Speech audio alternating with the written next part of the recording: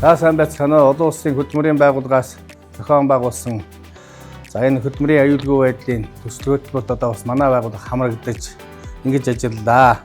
За манай байгууллагын хувьд бол бас өндөр юунд ажилладаг. Ялангуяа гэрэл төлгийн шон одоо 16 м хэрэгтэй өндөр тийм одоо бас сагстай машин дээр ажилладаг. Энэ дээр бол одоо бас аюулгүй ажиллагааны зөрчилүүд юмнууд бас харагч байсан байна.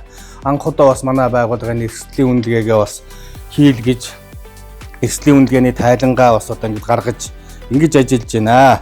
За энэ бол одоо бас энэ удаа олон улсын одоо энэ хөдөлмөрийн байгууллагатай хамтарсан төсөл хөтөлбөрийн маань үр дүн байлаа. Ер нь бол одоо бас цаашдаа хөдөлмөрийн аюулгүй ажиллагаа эрсдлүүд дээрээ зам нь одоо энэ одоо хэрэгжүүлж чадахгүй байсан бас алдаатай байсан юмудаа бол одоо бид хүн бас суралцж энэ хугацаанд мэдэж авсан. Цаашдаа бол энийг бас баталгаажуулж дахин одоо ийм одоо бас эрсдэл юмыг гаргахгүйгээр ажиллах ийм боломж нөхцлүүд манай байгууллагад бүрдлээ гэж одоо бас баярдаж талархж байгаагаа илэрхийлье.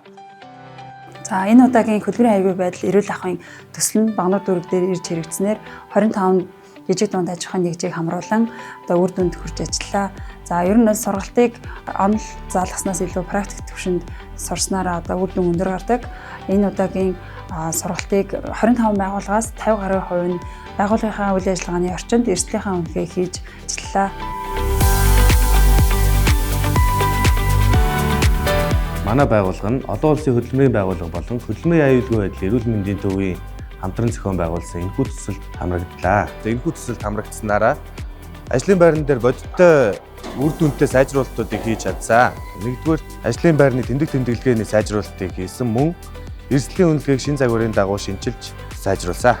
Ажлын байрны үзлэг шалгалтыг хийсний дараагаар бид энэхүү хуудсан дээр өмнө болон дараа гэж зургаар баримтжуулж оруулсан байгаа. За тэгээ мөн эрсдлийн үнэлгээг шинжилж боловсруулсан.